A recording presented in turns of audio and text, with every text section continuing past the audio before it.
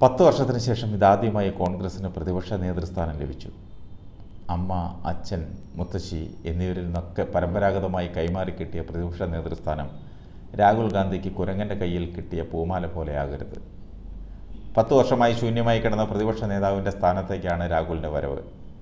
ജനാധിപത്യത്തിൻ്റെയും ഭരണഘടനയുടെയും ഉന്നത മൂല്യങ്ങൾ ഉയർത്തിപ്പിടിച്ചുകൊണ്ട് പ്രവർത്തിക്കാൻ രാഹുൽ ഗാന്ധിക്ക് ലഭിക്കുന്ന വ്യക്തമായ അവസരമാണിത്. പ്രതിപക്ഷമെന്നാൽ ലോക്സഭയിലായാലും നിയമസഭകളിലായാലും സഭാ നടപടികൾ തടസ്സപ്പെടുത്തുന്ന ഒരു പക്ഷം എന്ന ധാരണ സൃഷ്ടിക്കാൻ ഭരണപക്ഷ അംഗങ്ങൾ എപ്പോഴും ശ്രമിക്കാറുണ്ട്.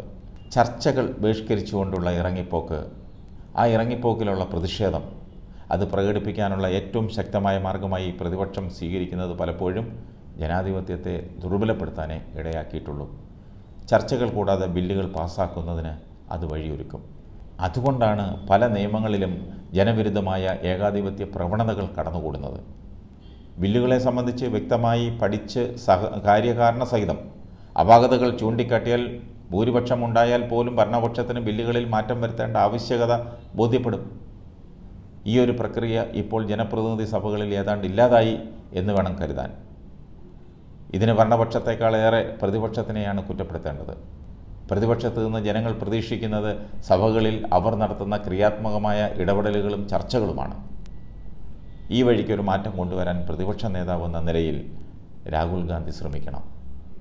ഭരണപക്ഷത്തിൻ്റെ എല്ലാ തീരുമാനങ്ങളെയും കണ്ണടച്ച് എതിർക്കുന്ന സമീപനമല്ല പ്രതിപക്ഷ നേതാവും പ്രതിപക്ഷ കക്ഷികളും സ്വീകരിക്കേണ്ടത്.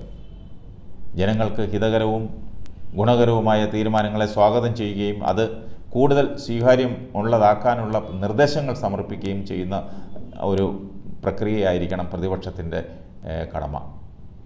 ദീർഘകാലത്തെ പൊതുപ്രവർത്തനവും ജനപരിചയവും ഈ കടമ വിജയകരമായി നിറവേറ്റാൻ രാഹുൽ ഗാന്ധിയെ സഹായിക്കും, ഉറപ്പാണ്, ഒരു സംശയം വേണ്ട. അതേസമയം സമൂഹത്തിൽ വേർതിരിവുകളും ചേരിതിരിവുകളും സൃഷ്ടിക്കുന്ന ഭരണ നടപടികളെ സഭയിലും പുറത്തും ശക്തിയുക്തം എതിർക്കാനുള്ള നേതൃശേഷിയും രാഹുൽ ഗാന്ധി പ്രകടിപ്പിക്കുമെന്ന് പ്രതീക്ഷിക്കാം. BJPക്ക് 10 വർഷത്തിന് ശേഷം സ്വന്തമായി ഭൂരിപക്ഷമില്ലാത്ത ലോക്സഭയാണിത്. പ്രധാനമായും തെലുങ്ക് ദേശം പാർട്ടിയുടെയും JDUവിൻ്റെയും പിന്തുണ ഭരണം നിലനിർത്തുന്നതിന് ആവശ്യമാണ് BJPക്ക്. ജാതി സെൻസസ് നടത്തുന്ന രാജ്യത്തെ ജനങ്ങളെ ജാതിയുടെ പേരിൽ വേർതിരിക്കുന്നതിന് ഇടയാക്കുമെന്നാണ് BJPയുടെ നിലപാട്.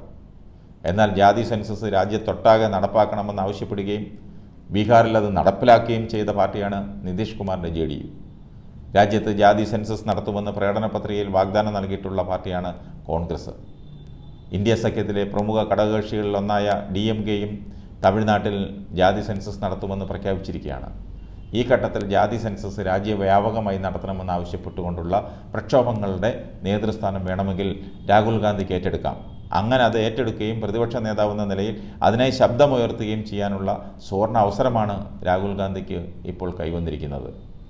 സന്ദർഭത്തിനൊത്തുയർന്ന് രാഷ്ട്രീയ പക്വതയോടെ ഈ അവസരം രാഹുൽ വിനിയോഗിച്ചാൽ മോദിക്ക് പകരം നിൽക്കാൻ ഇന്ത്യയിൽ മറ്റൊരു നേതാവില്ലെന്ന ചിലരുടെ പ്രചാരണം അസ്ഥാനത്താകും.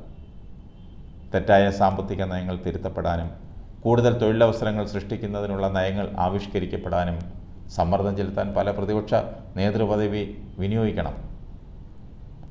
2 ഭാരത് ജോഡോ യാത്രകൾ രാഹുൽ ഗാന്ധിക്ക് വിപുലമായ അനുഭവ സമ്പത്തും ജനങ്ങളുടെ മുഖ്യ പ്രശ്നങ്ങൾ ഏതൊക്കെയാണെന്ന് നേരിട്ടറിയാനും അവസരം കിട്ടിയിരുന്നു.